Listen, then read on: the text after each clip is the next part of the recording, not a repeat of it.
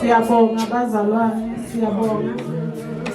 siyabonga isikhathi siphambi kwethu esikufuna kakhulu iyana.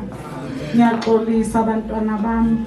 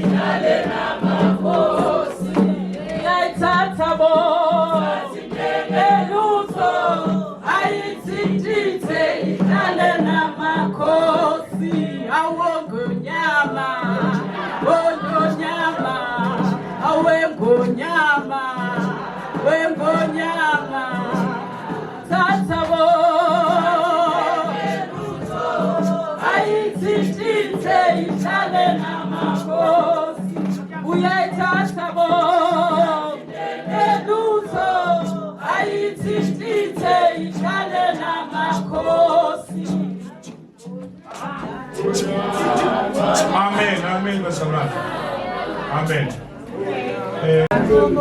Ngiyabingelela bazalwane egameni elihle lomhleli wako uJesu. Ngiyabonga nami kumphathi wohlelo siyezwa nokushiwa isikhathi sibalekile. Ngeke ngibingelele inkosi yesonto ubaba uNyanda ekhaya nabazalwane bonke abakhulu bonke ngibingelela abasemzini ngiyamthanda abantu basemzini nonke ngiyanibingelela bese ngibuya ngijike ngize ngapho ntombazane ka-anti ntombazane yami ngiyanibingelela siyakuthanda amangwane engingakusho kuwe nje nithi ngisize mntana ungabi unozindaba izindaba ziyabambezela ngoba uzohamba uyikoleka zonke uzuthole nabathu kadubazana kakufundi. Amen. Uyakuthanda kadubazana, siyakuthanda thina kwaHadeni. Ngiyabonga lo mntwana ngabhuti wami. Ngiyabonga umuntu onenhlonipho emangalisayo efunda isikole wonke ngishehamba noma ngakuhlangana nomuntu omdala uyambingelela ingane ayibingelele yayidlulela nje leyihle uhamba yedwa akanamngane ngisho ukuthi usize ntombazane yakho nawe kungani uhloniphe umshado wenu sekukhulunyiwe kakhulu ukuthi uganana makuhlonishwe ngabantu bonke. Amen. Amen. Ngisho ukuthi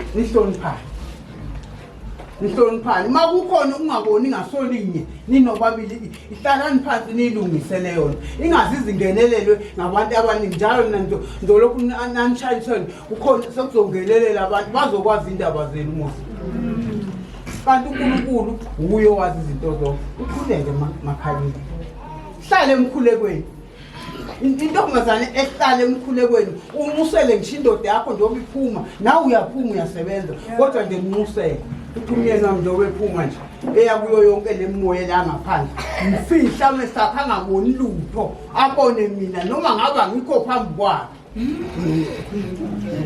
Amen. Ngicela ungisize ntombazane yakho ngiyacela kakhulu nginakelele sasakwazi sikabhuti wami esisekhaya wadubazana njengoba ngilapha nje ngimele yena umakotoqotho owubambile umuzi uthula uthe du mkhulu umuzi wakwamthimkhulu ngaka nalapha asuka khona ukwakha isigeke eyedwa ungathi abantu abaningi uwakhile ngani ngobuqotho nangani ngokuthobeka ithe abesifazane abathobe obaba yibo kufanele balethe uthando uthanda kusilo lo muntu wesifazane wena uyathoba. Amen.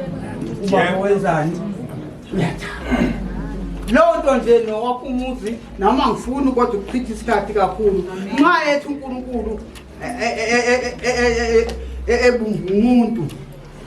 umuntu ukuthi nezilwane zonke manje seqedile ukwenza lokho wabona uNkulunkulu ukuthi umuntu wesilisa unesithukuthezi wayesemenzelani wamenzela umsizi onjengayo. Hey isijulile leyo ndaba singama lapho kumsizi onjengayo hey siyayithola ingcebo zomsizi uthola ukuthi umfanyana usayithola umsizi wrong bana umsizi onjengayo. Ngiyabonga. Amen. Kakhulu ngalawo mazwi ngithi le nkonzo ayiqhubeke ibe yinhle bahlale ngokuthula labantwana intana kabhuti wami. Uma sisuka kuwe singashona uma sisuka kuwe sokala kubani uma singakaliwe singayaphi Jesu singayaphi uma sisuka kuwe singashona phela singashona uma sisuka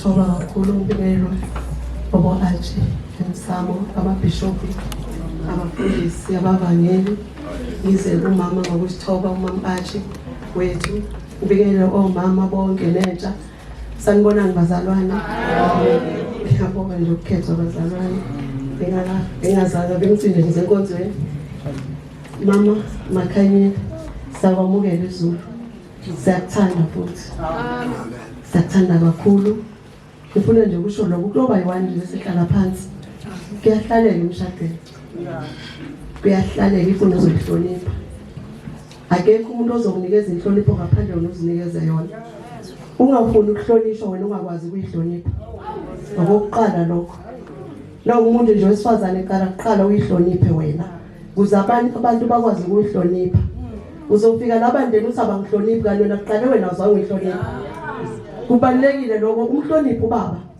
umthande futhi sazoba khona isimo esishubayo kumnandi kona kodwa kuba nezinto esinye isikhathi zihamba zikhuphukele phinde futhi kwehlele dingeka kuthi wena wehle thina omama sinalo uthando siyathobeka futhi siyathoba ubaba wapha uthando wena ufuna usenzani uthobe ngaso sonke isikhathi sithobe nje uzobona zonke izinto zohamba kahle ube nekhona lakho ozohlala kulona lapha nasekusuke zonke izinto ushone khona uthi baba nawo lo mshado baba nawu uhadebe namhlaso yaguquka ngazi kwenzakalani uwena ozombika kuNkulunkulu akekho omunye ozombika ngaphandle kwakho ungaya kosisi bakhe kodwa obalulekile uwena kumele umbike kuNkulunkulu ngiyabonga amen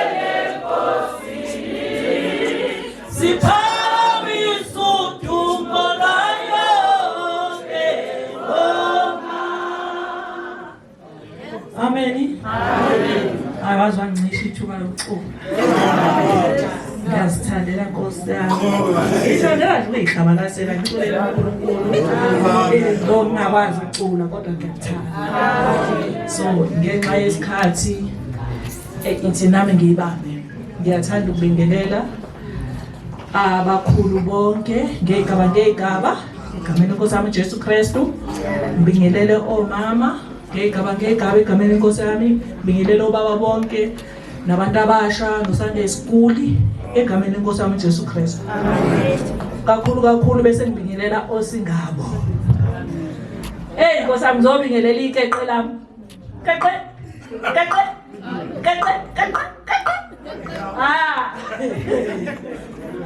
hayi ke ingane yami ke lena engisikhulisele yona mina Nkosi yami kwahamba kwangakenzi u9 months ihamba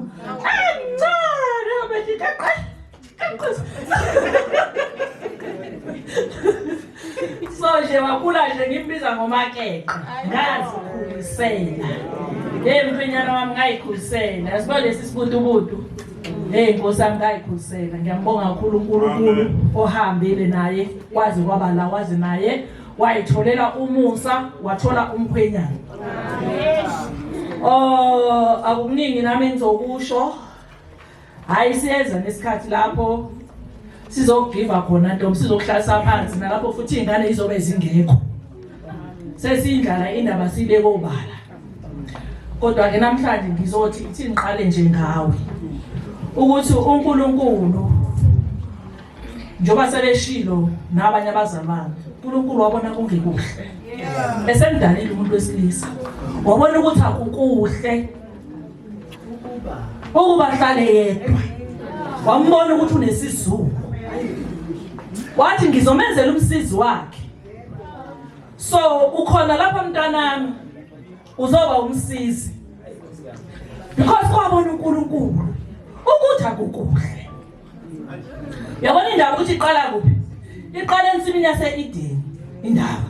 Iqala noNkulunkulu. Ayiqali nomunye umuntu. Yingakho uzabazalwana abanye bethi hlala emthandazweni. Umbike umyeni wakho emthandazweni. Ubike umshado wakho emthandazweni. Nami ngizosho njalo mntanami, ngithi ukuqala kokuhlakanipha ukumesaba uNkulunkulu. Nami ngizosho njalo ngithi amabele akho angadabuki. Kodwa makudabuka ingubo zakhe emadolweni.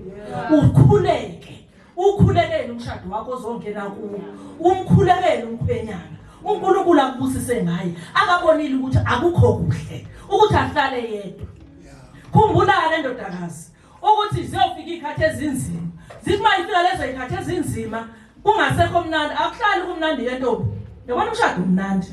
Uyazenzela ubumnandi. Futhi uyazenzela wena ukuthi kube ukubi. Kukuwe nje konke kusezandleni zakho. Azithi ke mazifice ikhathi ezinzima. Uthi konje uNkulunkulu wabona ukuthi akukuhle. Mina ngingumsizi so ngingasiza kanjani? Amen. Nengane ngingasiza kanjani? Uye kuNkulunkulu uhambe uyombuza uthi uNkulunkulu lo mkhwenyana umthimkhulu ngimnikezwe nguwe. Ubone ukuthi akukuhle ukuthi ahlale yedwa. Mina ngizoba umsizi ngipha amandla uNkulunkulu okuma noma ngabe sekunje. Indaba zakho ke sisi, indaba zenu mazingahambi nje zaziwa abanye abantu. Indaba zenu hebani uthi uNkulunkulu uthi la baba awusekho wedwa mkhwenyana. Noxoli futhi naye akasekho yedwa. Seninjani? Senimunye. Ninyamanye. Konke okwenzakalayo, which means konke okwenzakalayo phakathi kwenu akube phakathi kwenu. Ningafaka omunye umuntu. Uyabona wathi nafaka umuntu wesithathu. Nimoshile niqedile icebo likaNkulunkulu. Nimoshe icebo likaNkulunkulu. Icebo likaNkulunkulu lithini? Lithini nani munye. So uzokwenzeka ukuthi nihambe nishayisana endleleni. Uma nihamba kushayi kukhona mhlawumbe omunye ongaboni kahle nani hlalani phansi. Hlalani phansi ingane zami. Hlalani phansi nibonisane. Amen. Nikhulume nilungise nobabili. Ngabikho umuntu wesithathu. Anilungise nobabili indaba yenu. Ekamereni and futhi indaba yenu ungathi mhlawumbe kukhona ungazwani bese nihambe senithethisana la endlini phambi kwengane. Sihlonipheni uma kukhona okungekho right nokufanele kulungiswe kulunye ninekamera. Amen. Yeah. Sibiza ngokuthi iParliament thina bomama. Amen. SeParliament. Hayi ebusuku. Ungabi nje ubaba ngicela sikhulume. Mkhwenyana. Hayi ungicela sikhulume. Hayi bakwethu. Ebusuku kuyalala, kuyajatshula. Lithi izwi kaNkulunkulu babenqunu. Babenqunu kwababili. Bebe. Ekanaleni indawo la nikhululeka khona. Indawo la nijabula khona. La ninikana khona uthando. Nenza zonke lezi zinto eshiwo ubaba. Ngiyaxolisa ukukhomba. Nenza konke ubumnandi ni enjoya uthando lwenu ikamela. Kodwa manje neyinkinga ningayi ebusuku. Ningayi ngoba ningavusa nje ebusuku. Hlalani phansi ngesikhathi kodwa baba kabantu. Kodwa mama kabantu lapha akuzange zihambe. Enokunye futhi okuzonisiza ukuthi ungayikhuluma into mawusathi ukuthela. Ngoba mawuthi ukuthele uzozukhiphe namazwi wrong. Zama ukugwinya uzongixolela sisi ngizongixolela ngizoyala asizukujaha bakwethu iyalo bayadinga abantu abasha imshado iyaphela ngenxa yokuthi sikhohlisa siphume emakhaya sikhohlisa kulokuthiwa indoda iyathotshelwa wahlonipha emzini awutsheli ukuthi indoda ithotshelwa kanjani. Wahlonipha emzini kanjani awutsheli ukuthi kunezinto ohlangabezana nazo emzini. Akekho umuntu okutshela lokho utshela nje ngokuthi kuthiwa wena la abantu ababili abazokwakho ubudlelwano niphuma ama background angafani nobabili. Funda nani mfunde umuntu wakho ukuthi yini into akayithandayo yini into angayithandi. ungayenzi into engayithanda umkhwenyana wakho. Khwenyana ungayenzi into engayithanda umkakho. Mfunde. Kunezimo la sibekezelelana khona.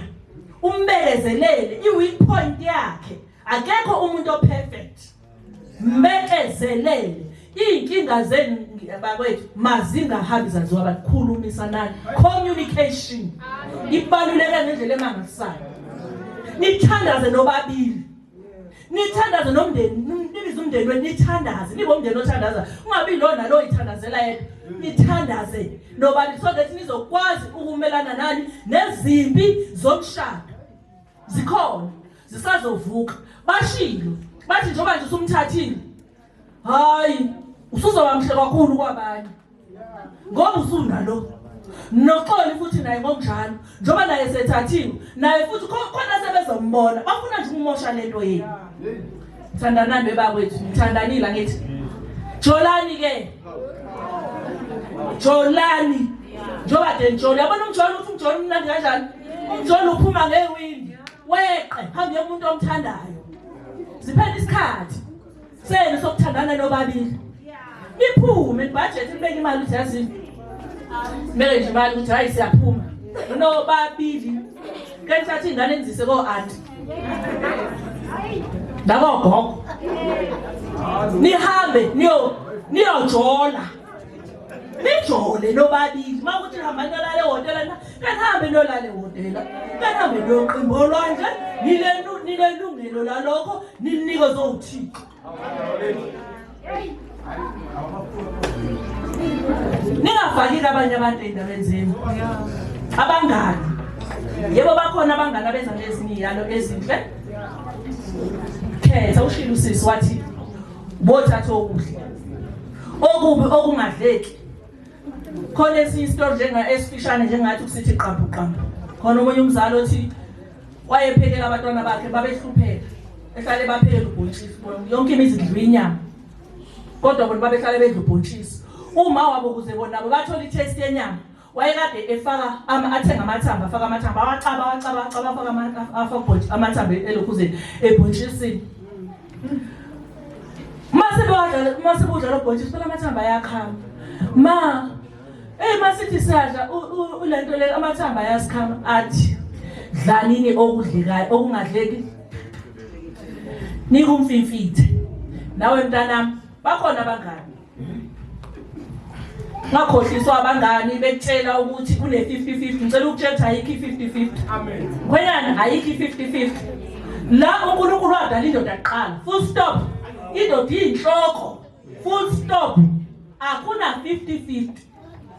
Ukuthi nje nina iba ne-communication nithandane nibambane. Financial. Hey indaba zemali. Ziyawu destroy umshado. Amakonodo. Sabe sola no two pot obaba bengazi. Lo baba nabala no two pot singazi. Uzombona ngathi kulanje two pot wakho. Akukho right. Ifuthi kunento efanele ilungiswe la ekhaya usubona ukuthi fanele ulande two pot. Hlalani phansi. Ni discuss le ndaba ukuthi okay. Baba abantu bembona ukuthi manje nanka amasofa sewagugile. Bekunganjani? Okanye mama kabani bekunganjani ukuthi sambe solanda lapha ku two pot ubuye no two pot ubela imali nihle njoba nje uma lo njoba desho nje injalo nje ukuthi imali mazi umyeni wakho ukuthi uhola malini akakwazi futhi nawe ukuthi uhola malini nihlanganisa izidingo zasendlini bese niyaholelana ngani ngoba unayo phela nawe uyadinga ukujabulisa ngithi ngeke uhlale niholelana ube neholo la umkhwenyana bene niholelana kanjani nobabili so that ungeze kuba nemali umkhwenyana azoba nayo hamba uyojola ngayo bazoyidla yabo injalo nje indaba mntanami please ngithi uNkulunkulu engathi nganibusisa nithandane njengoba nje kuthiwa umfazi uthobela indoda ungabeke wena sewuthanda indoda ufanele ithande wena uyathoba ubaba uyathanda umuntu nomuntu akenze okwakho okumfanele uma omunye nomunye engenza lokhu uNkulunkulu akambekele khona imshado iyoba impumelelo khwenyana mthanda umngakho uma ungamthanda umngakho kulula kabi ukuthi akuthobele xoli umthobele umyeni wakho umhloniphe abantu basemzini wakho bayaphakela ngabana nje uma ufuna ukuthi bakuthande awubopheka ntombi uphake aba ulomakoti ophakayo badle ubana nje bakubanikeza ukuthi ungamakoti ofindile esandleni ngathi uNkulunkulu anibusisa ingane zakhe aniphilise othandweni nasekumazini uNkulunkulu ngiyabonga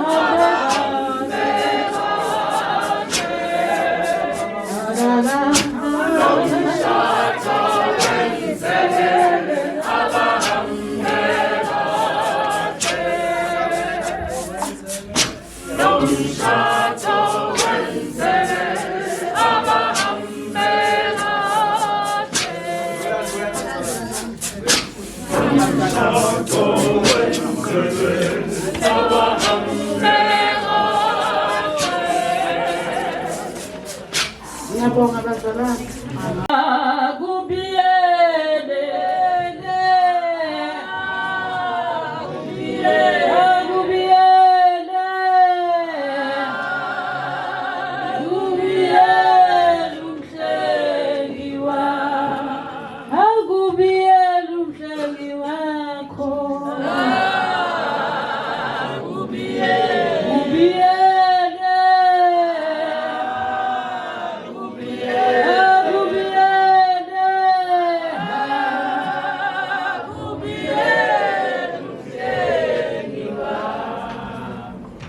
Ngiyabingelela egameni lenkosi uJesu. Ngibingelela abaholi bami ngokukhethekile. Ngibingelela abomama.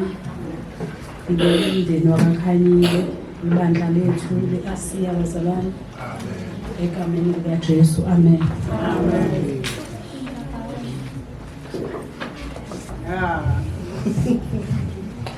Ngingayaphi mangasuka kuwe, ngingashona phima ngasuka okhala kuba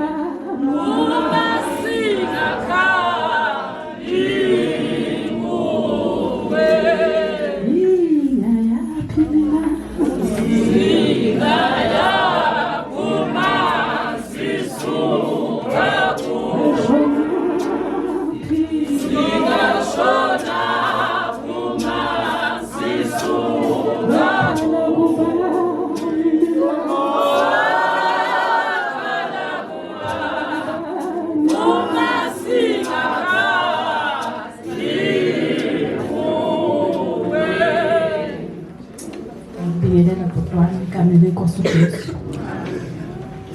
Ngibingelela wena sisi wami noxolo egameni likaJesu. Akuliningi engizokusho sisi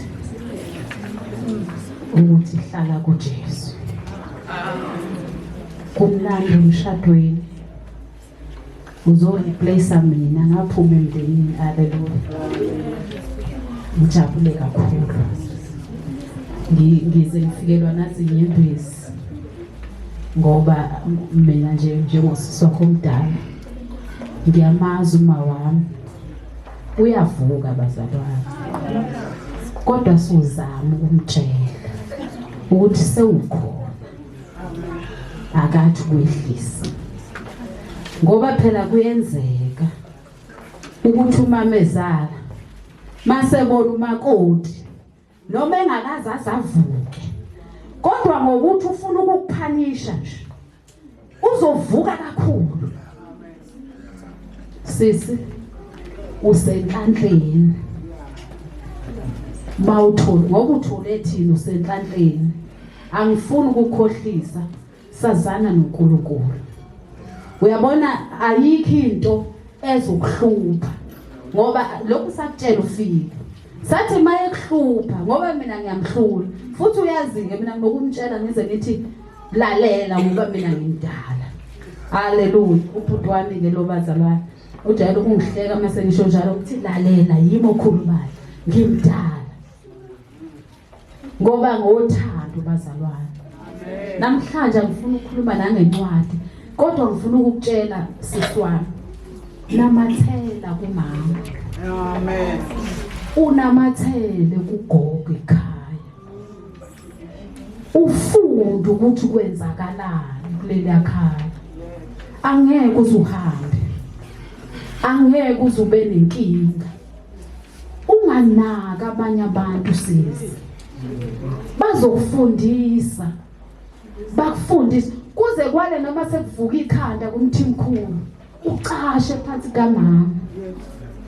Yep. Yona into engayifundayo emndenini emshadweni ukuthi kumele ucashe phansi kwamama ngoba yena lokuthandayo kakhulu. Ngelinye ilanga uzovukelwa, maybe avukelwe inyama, kodwa casha kugogo ngoba uzokwazi ukuthi uphinde lo mtshela ukuthi yazi ukuthini mama, ngathi nginenkinga emshadweni.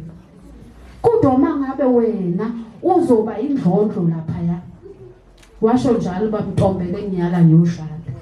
wathi ngingafike ngibe indlondlo ngibe liqhogolo ngoba mangabe uzofika ube liqhogolo lapha nathi sohlele sithi akazenzele sibone ukuthi uzofika.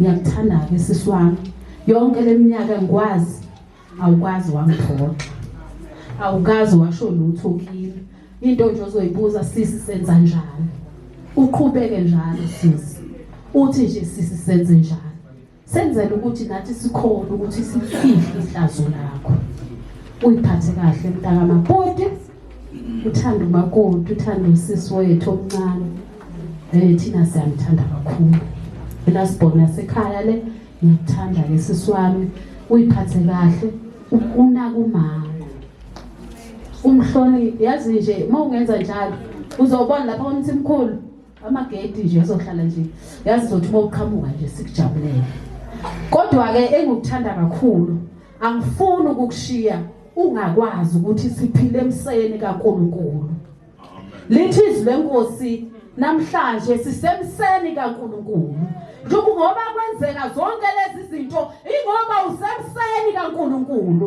lo muntu omtholile olubhuti wami umthimkhulu usemseni kaNkulunkulu bazalwane usho njalo umholi namhlanje uNkulunkulu uthi akukuhle owesifazane ahlala owesilisa ahlala yedwa kodwa umbizela umsizo njengaye lithi izinkosi besahamba etsimini yase-Edeni lithi uyafika inyoka iyamkhohlisa owesifazane imbuza ukuthi wayeyephi uAdamu ngoba wayisukile phambi kwaNkulunkulu uze ungayivumeli ukuthi ikhohlise inyoka hlale ezwini hlale edolweni ngiyabonga sisi thank you inhliziyo yami wena nje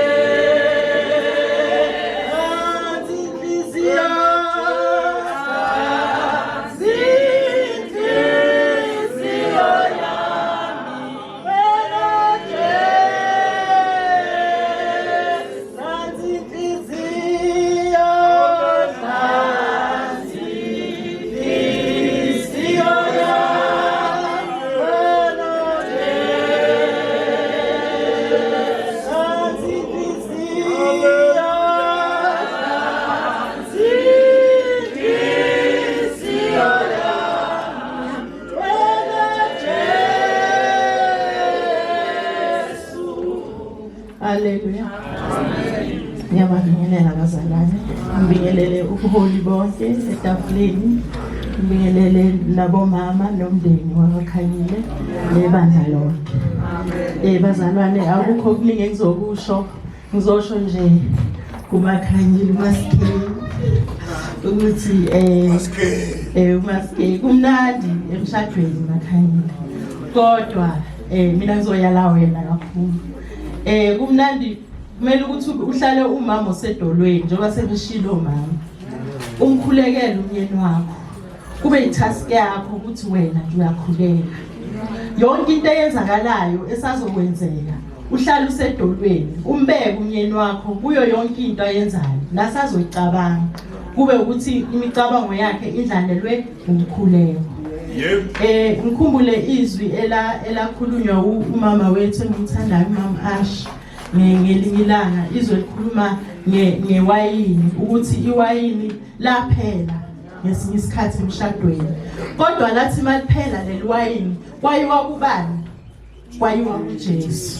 Nami ngizokushiya naleyo message makhanyile ukuthi ziyaphela izinto emshadweni kunokuphela izinto ofike nazo kuphele nothando liyaphela sometimes kube umfowenu uthi hayi mfowethu ubone na ukuthi hayi kulamalanga athi umfowethu yabona kuyaphela kodwa ubuyela kubani ukuthi azabuyisele iwayini leli liphelile ubuyela kuJesu.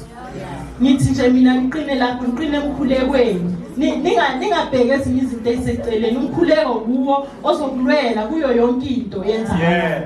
Enye futhi into engiyithandayo ngithanda ukuthi ngiyamazi umama zala wakho lo oyakuye ngimthanda kakhulu umama nomusa wamukela ihambi nami ngifuna ukuthi ngathi ungafunda khona lapha singasabi ukuya kwakho makhaya sicabange kaningi masithi sifuna ukuya lapha edleni sicabanga ukuthi yabo vele nje noma sitheleka nje samukeleke sizwe ukuthi samukelekile ngoba injani inothando ikakhulukazi kakhulu ngizokushanela ukuthi uhlale nje umkhulekele umhloniphe futhi ushilo omunye umama wathi okwethu omama kona ukuthanda obaba yibo kumele ukuthi besithande thina senze njani sithobe ngithanda ukuthi ngathi ungamthobela ngaso sonke isikhathi uyamazi nawe mesethukuthela ukuthi kumele ukuthi umthulise kanjani mina kwami ngivele ngithi nje mntwana eqedile akusena inkinga nawe nje uzozazi ukuthi kumele ukuthi uthini wazi ukuthi mase kushubile manje ulwandle solugcwele wazi wena uqale khona emkhulekweni umthembe futhi uNkulunkulu ungathembi ezinye izinto nami ngiyabonga abazalwane amen uthando lwakho kuya ngegama unikoma mathambo ngiphele nyaha ungiyelile dayengeka isothandweni moyo ngcwele uthando lwakho kuya ngegama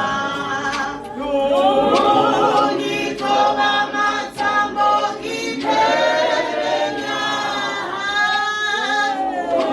ungiyelile dayengeka isothandweni moyo ngcwele. Amen bazalwane. Ngathandekayo ngibingelela bonke ubuholi obukhona ngaphakathi enkonzweni amen. Ngibingelela uma-arch omama bonke. Ngibingelela umndeni amen bathandekayo. Ngibingelela abasingayo amen bathandekayo. Ngizothi Godi singabomama kuwe umshado uyahambeka. Bazalwane umshado uyahambeka. Uyazi mawuthole umshado uthole inhlanhla. Kukuwe ukuthi uwenze njani. Ngikhumbula ngelinye ilanga ngigana kumaZulu ngikhalati. Bathi ay usilethelani ozozigaba ngezitho. Ngithi ngoba bengithanda umyeni ngafunda ukwenza umqombothi. Ngathi kumamezala mama ngicela ukuthi ungifundise bengithi ngaleso sikhathi umqombothi. Yazi makathi uMambanda bambelela kumama. Ngabambelela ngabuza ukuthi la ekhaya kuphileka kanjani. Yazi mangiveza umkhwenyana ekhaya bathi uzomkhona umZulu. Khale la iZulu can handle. Ngathi mina yes. Imfihlo. Bathi abadala mazi umkhwenyana. Uyazi he can even cook isijingi. Yes. Mangibona ukuthi elaka nonkosi liphezulu akaphuzi ke. Ngenza isijingi, ngivubela amasi. Ngelinye ilanga ngenza umqombothi unuke ekhaya. Khalathi biya. Yeah, bathi khalathi biya mangigayile. Manje imfihlo la ukuthi sisi emzini uyasebenza ushaya icomputer. Kodwa makufika isikhathi sokunokha off awusasiye emsebenzini. Sihlushwa abomama abafunde kakhulu abasafuna ukupheka. Amen. Uyopheka wathi uMacele kimi umamezala wami uzopheka kanjani ngamazipho. Okay, siphila isilungu kodwa mawuqedile emsebenzini phela iba mamthikulu igrootboom. Yes. Uthobeke mama. Mina ngaba wina ama-in-laws ngino amakhalathi siskop dry ne. Kodwa emzini uyathoba. Makuthi uganile wathola abantwana. uthanda abantwana bendoda kuqala. Wathi uma mezala kwami khala kwaNonkosi hayi kunenyawo elihle. Kodwa mntanami ngicela ukuthi ubukele konke. Ngoba mawufika awusafuni lesitsha sihlale la. Mawuzofika u first time ufuna ukushintsha. Phela ukuthiwa emzini akusikwa Dick, mina ngumaDick. La akusikwa Dick. Amen. Bengazi ukuthi emzini mawuphuza amanzi awumisokwe. Angithi kithi emakithi sithi uyathoba. Ngifundile kumaZulu, ayifuni kumshaya. Abengathandekayo. Kodwa namhlanje ngithi mama wedding is a blessing from God. And thobeka ufunde ukupheka ubaba makathukuthele kube huwo wazi ama-buttons wakhe. Nami ngayalwa ukuthi ifone yendoda ayiseshwa. One day ngathola i-message ethi Mrs. Red calling and boss. Uzoba ne-high blood. Musukusesha ama-pocket. Ifone kababa eyakababa, i-wallet kababa eyakababa. Share mawumama, share umholo, be transparent kumyeni wakho. And ekugcina mama, ungahambi kimi makunenkinga. Ngoba umkhwenyana ngeke asaba nenyawo elihle ungene ekhaya kimi. Yeah. Ngoba thina siyathanda ukuyenza kithi inkantolo.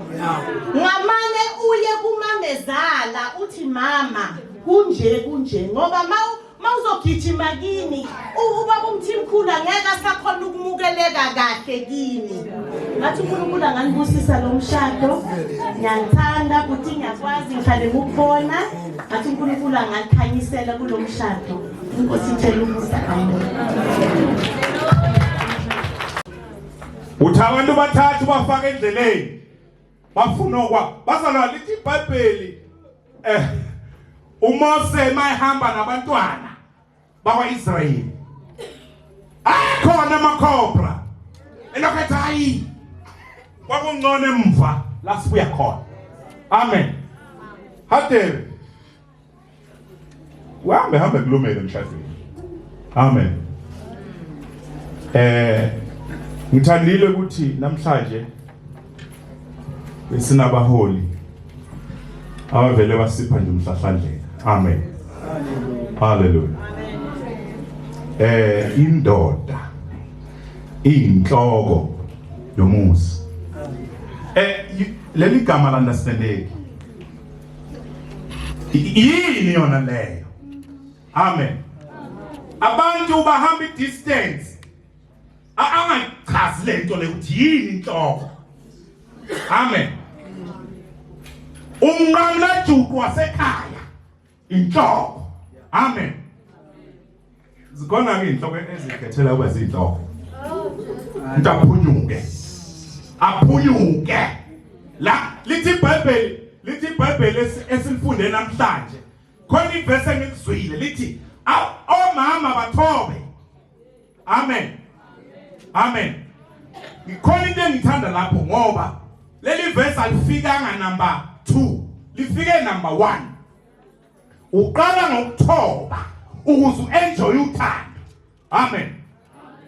Manje thina is the opposite. Uyabona ekhaya sengize ngiyatshela nokutshela. Yathanda baba. Cha, phuma lapho into yami le. Phuma. Into yami leyo, suka kuyo. Thoba wena. Amen. Ubona sinokebe ngoba silikhuluma iqiniso. Obaba baphenduka kube yibo abathobayo. Usuphelile lo muzi. Cela ICU. Into bayisa ICU kuthiwa ICU intensive care unit. Lapho khona uphakathi kokuphila nokufa. Ngoba abantu bahlala phakathi kokuphila nokufa emshadweni. Sebalala nasemakameleni angafani. Omunye uselala einganeni. Omunye uselala esofeni. Yini ngoba kulahlekile umusa. ikhaya linganamusa lingozi. Ikhaya linganamusa umusa ulahleka uzulahleke ngisho einganeni. Kuyafana konke. Amen. Bazalwane, asithanda uNkulunkulu. Ezinye izinto masithanda uNkulunkulu ziyasuka. Ngiyamtshela mina umngane bazalwane. Awushiye phela. Mina ngiyotshela bonke abefundisi, ngitshela wonke umuntu, ngithi nange ngishiya. Ngazi yena yedwa, akekho omunye. Amen. Mina ngizange ngashada kathathu. Shade naye. Manje decide ukuhamba, akangitshela ukuthi angiphumeke ngiqalele kwamanje. Ngiyotshela abafowethu, ukuthi bafowethu la khona. Ngiyotshela abefundisi ngiza ngiyofika le phansi kunyanda. Ngithi angeke. Kuye kuphele ngimasi. Manje sefuna ukuhamba ke, kusho ukuthi la vele nami ngihambe. Nama ngazi mina. Amen. Izinto lezo zalwane okumele sifunde amagama. Yazi ukuthi ngesinye isikhathi ukuthi umamezala mawufika emshadweni uthi umamezala usethe. Kanti indlela onga-understandanga into ayishoyo. Amen. Inkinga ine understanding. Ilimaza abantu abaningi understanding ngoba uyitshela ukuthi wenza kahle. Uthi noma ukhulu bala amagama. Polisha amagama owakhulumayo. Ukuze izinto zonke zihambe kahle. Asikufisi wazalwana ukubona nini hey hawu ubani uzathusa divorce inkolo. Inkolo. Asidivorce thina lapha. Manizwe divorce kuyosukuma thina. Sime ngenyawo. Silwe. Amen.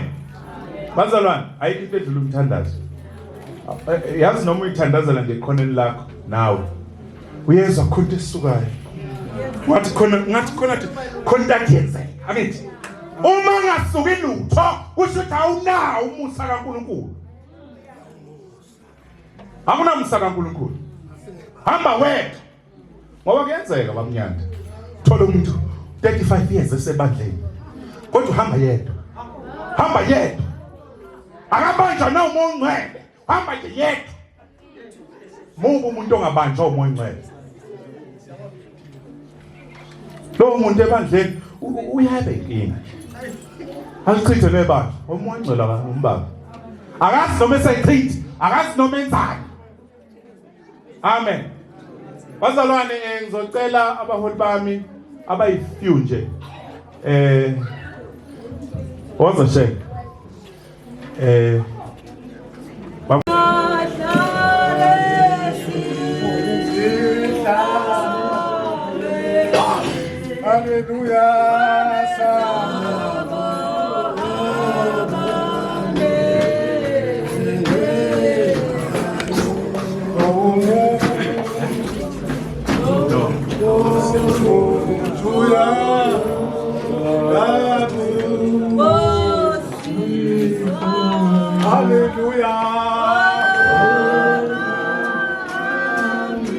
Bami ngapha eStafini ngibuyela ababishop bami ngibuyela abashumayeli bami bazalwane ngelihle igama lika Jesu Kristu ngibuyela umama ngapha ngibuyela nabalingani ngapha ngibuyela nentsha ngapha esishabelelayo bazalwane ngithi ngibuyela ngelihle igama lika Jesu Kristu ngibuyela abangale ngemuva ngelihle igama lika Jesu Kristu nami ngoshiya ejikayo bazalwane ngibongile umfethu nomakoti beshada bazalwane uba lesi umshado usibusiso sivela kuNkulunkulu ngoba iBhayibheli idivorce ayikho iBhayibhelini idivorce ngoba lokho sikwenzayo uthando lubuya kuNkulunkulu ngithi intotana yabona iselfoni ungafaka amanye amagama umama angawazi nomama naye angafaka amagama ubaba angawazi ngoba uthi uma sebathroom ugeza uthi ifoni ikhala ngale dandroom uphuma ungagqokanga jimisa ifoni ngoba uthe udayi kunomuntu okufonelayo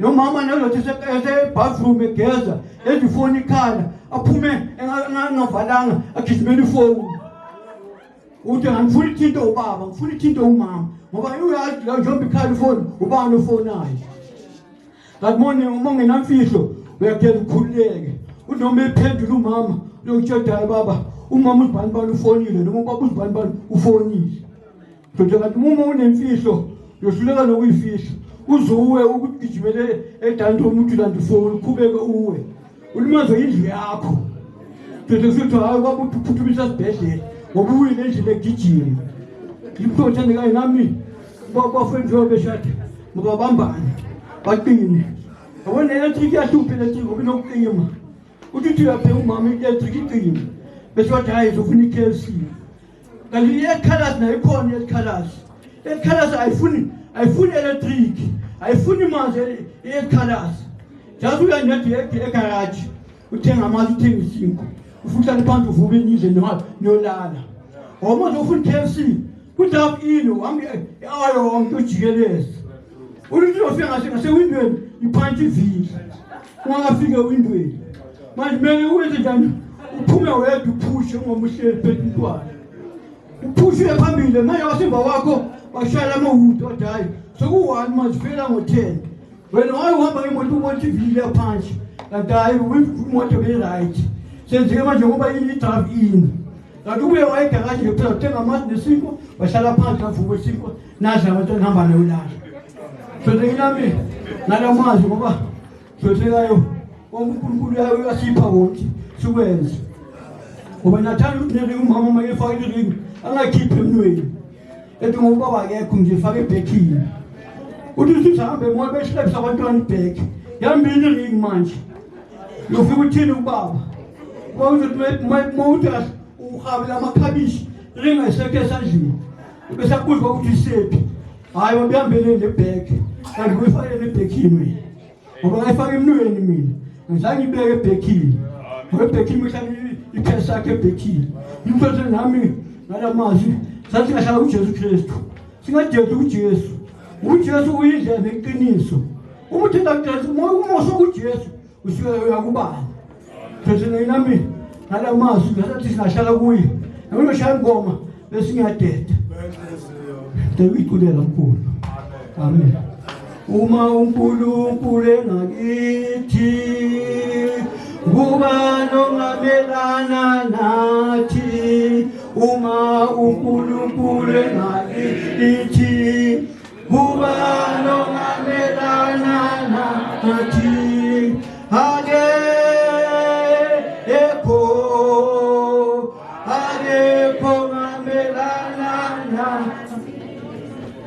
akekho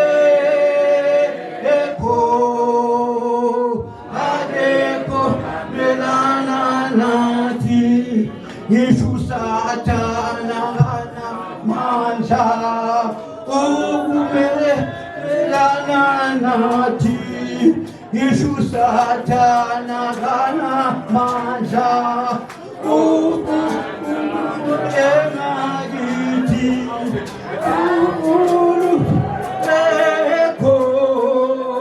akekho ngamelana nathi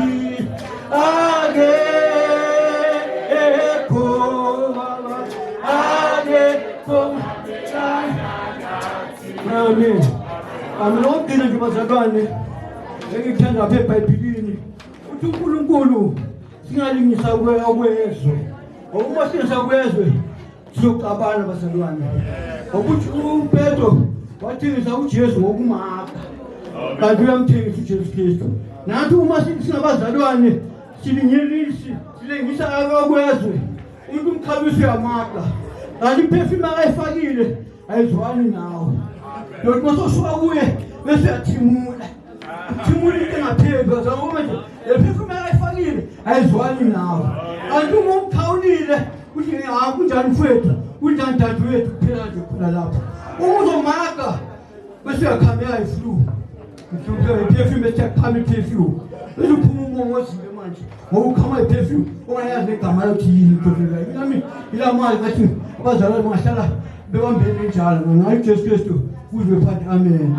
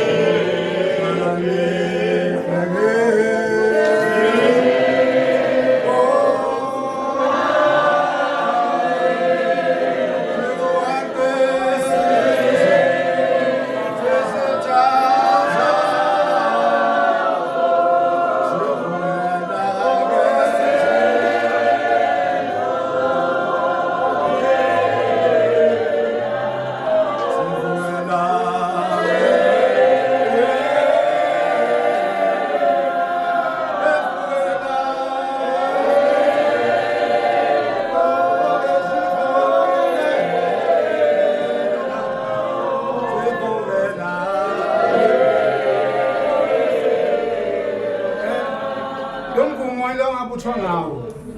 Amen. Ilo ongabuthwa ngawo. Manje ngiyiphatheke kabi nje. Mawungasho ngalendlela engifuna ngayo. Haleluya. Ya ngoba wonke umuntu kunale ngoma abuthwa ngayo. Indile ngoma le njengabuthwa ngayo mangabe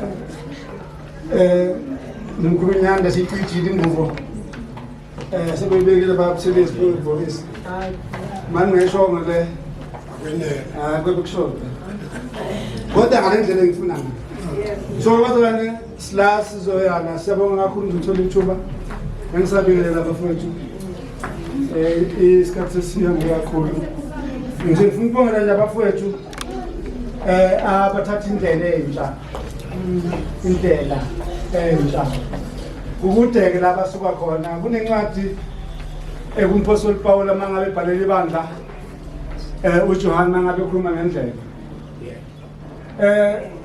bayayazi indlela abasuka kuyo bayayazi umuntu mayihamba indlela yaziyo unomehluko kumuntu ohamba indlela angayazi ngoba mangabe indlela uyazi awubuzi kodwa uma ungayazi uyabuza so ke angifika lapho kakhulu kodwa ngifuna ukuthi ngiyonibongisa bafowethu umshado kuyisibusiso esivela kuNkulunkulu kukhona abaningi abawufisa umshado abahle futhi kodwa ngokuthi umusa awakafiki kubo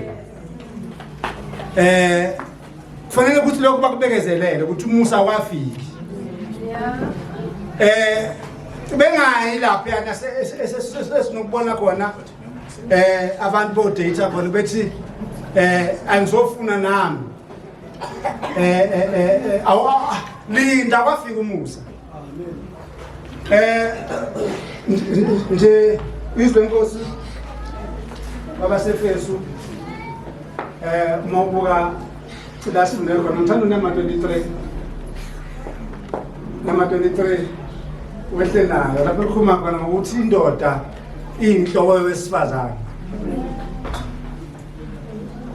abasefesu 5 number 23 wehle nayo lithi indoda inhloko wesifazane so inhloko ayinkulu ngathi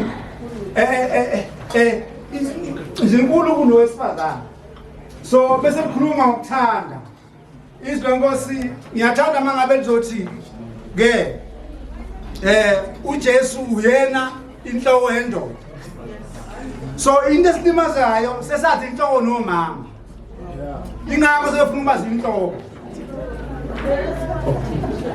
inhloko indoda umuntu oshawa umthetho ekhaya indoda kunabanye omama abashawa umthetho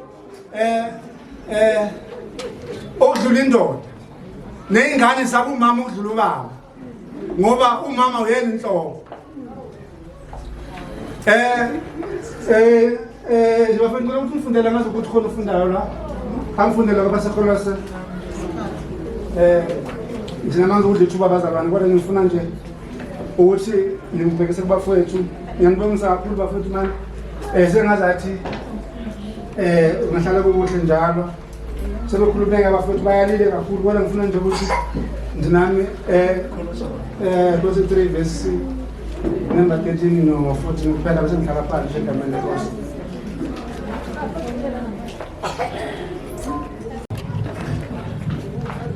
Isihloko sakhona besithi ke ukunaka kwaphezulu. U13 uthi nibekezelelane nithethelelane.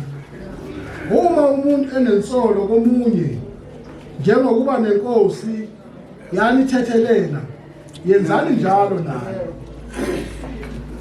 14 kepha phezulu kwakho konke lokho yembathani uthando oluyisibopho sokuphelela. Yes, ngiyabonga abazalwane kakhulu.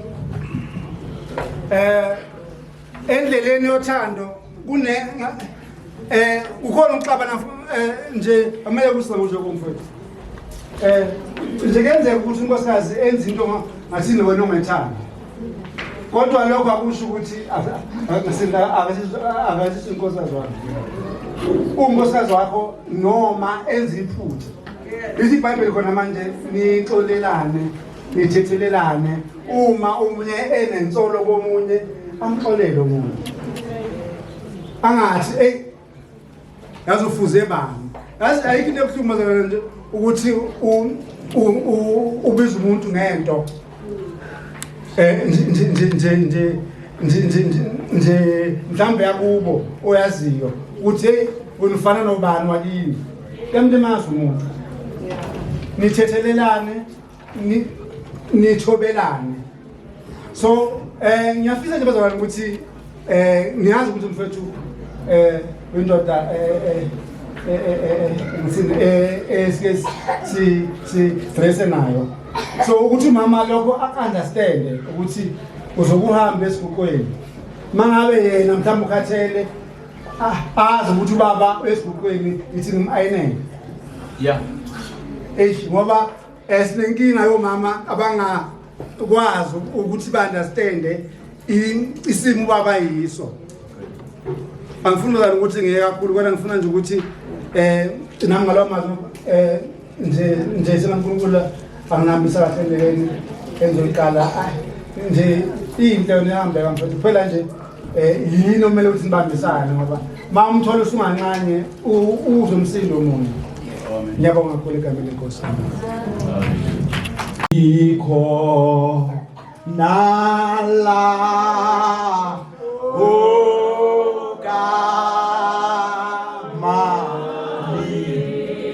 Linguje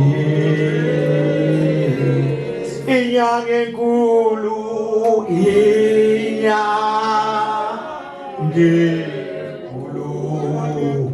ikho hala hoka mali guje ayuthula ngasemandleni ambili omkhulu bonke ngokuyikhundla zabo uNkosabala ngiyasibona isikhathi uma weqhathwa uyazi ukuthi wayendana ushayisa okwensizwa impela ebonisayo ukuthi kodwa uma ungekhathwanga uyazazi ukuthi uzona nami ngizoshaya nje impela iminute elodwa noma amabili mangidlulekile azoba amabili inkosi yomusa ayibusise bingelela abafowethu umthemkhulu mfowethu ngiyabongela mama uMakhanyile ngiyabongela mfowethu uhle kodwa nje ngifuna ukukhuluma nje ngento eyodwa ngifuna ukukhuluma ngo-Adam. Ukhona u-Adam wokuqala kube khona u-Adam wesibili. Ilezo zinto nje bengifuna ukuyidlulisa kumakhulukhulu bese ngithi nje ngikhulume ngoSathane ngikhulume ngoNkulunkulu. Into ey'mbili engifuna ukukhuluma ngazo akho kuningi nakho njengoba ngisho ngithi angeke ngidlule iminute elilodwa mhlawumbe ngizodlula kwamabili ngizoya kwelesibili ngizobe sengihlala phansi. Inkosi yomusa ayibusise. Baba umthemkhulu uNkulunkulu uma yenza umuntu wokuqala wenze uAdam. Lithi iBhayibheli wayilo Adam loyo sikhumbula ukuthi wayeyindoda. Uma eyindoda lithi izwi wayemenze waphelela. Ayulibambele igama lami lokuphelela mfowethu. Ngifuna ukuthi wayemenze waphelela. Uyazi umuntu mayephelele. Waphelela. Kuphelele zonke izinto kuAdam. Manje ngisho ukuthi ke baba unjengobaba fanele kuphelele kuwe umama ukuze zonke izinto sizopheleliswa. Kodwa mangaphelele kubaba kuzokwenza ukuthi umshado ungaqini ngoba kukhona la ongaphelelanga khona. Kukhona lesi sikheqe esesihambile esasibekwe uNkulunkulu phezu kwendoda. Yilokho esizokukhuluma engushoyo nje mfowethu ukuthi ke nje uAdam uNkulunkulu wenza uAdam kodwa wayenza indoda. Uyazi wayemenzelani ukuthi aphelele. uNkulunkulu zikhona izinto ayihlulayo zingakenzeki kumuntu. Wayazi ukuthi kukhona isimo esizohamba uAdam simdinge abe nomuntu wesifazane azohlala naye. futhi kodwa wayebazi futhi ukuthi njengoba bemenze waphelela nje kunobuthakathaka azobuletha eduze kwakhe. Manje ngifuna ukuthi uyibheke le ndaba yokuthi ubuthakathaka ukhona uzokuphazamisa kodwa kuzodinga ukuthi uphelele. Yilokho engifuna ukukhuluma ngakho, ngikhuluma ngoSathane. Khuluma ngoSathane ke manje. Eke ngithi uSathane akawufuna umshado mfowethu. Nanti ngifuna ukukhuluma ngoSathane. Yeyusa uNkulunkulu iyona nto ayithanda kakhulu yomshado. Manje iopposition party kaNkulunkulu uloSathane. And uSathane uzofika. Ngoba akawufuna umshado. Bazalwa uSathane akawufuna umshado. Yingakho ngithi ngizokhuluma ngezinto ezimbili, uAdam oqala noAdam wesibili. Angifuni ukukhuluma ngowesibili ngoba uDiphu kakhulu. Kodwa lo engikhuluma ngaye manje ngikhuluma ngoNkulunkulu noSathane. Manje ke yilokho nje mfowethu ngiyabongela kakhulu entweni enhle eyongena kuyo kangaka. Hayi neroof mfowethu. Uyabona nje oba siphansi kwale roof nje. Hayi ibuilding mngani wami. Ibuilding mngani wami izinto ezenzakalayo kuma building ngaphakathi. Inkinga ibuilding oli building ngaphandle. Inkinga yesimo esingaphakathi awusazi. Manje bengizocela ubakumakhulukhulu ukuthi isimo sebuilding yakhe yangaphakathi akwazi ukusibhekisisa. Inkosi yomusa ibusise. Amen.